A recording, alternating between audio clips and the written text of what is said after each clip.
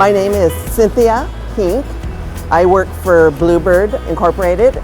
We receive fruit from the orchard, so apples, cherries, pears, and those bins are then run down our production lines.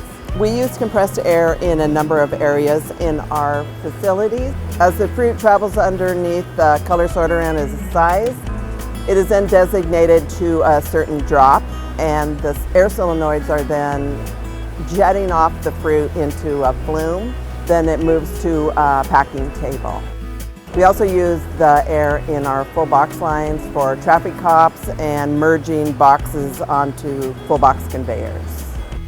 A number of areas in all of our facilities rely on compressed air. We can't run without it. Sizers wouldn't be running, the robots wouldn't be running, the full box lines wouldn't be running. We're very dependent upon it. We've been using Sullair compressors since 1975. When I come into work, worrying about the air compressor not starting is not the first thing on my mind.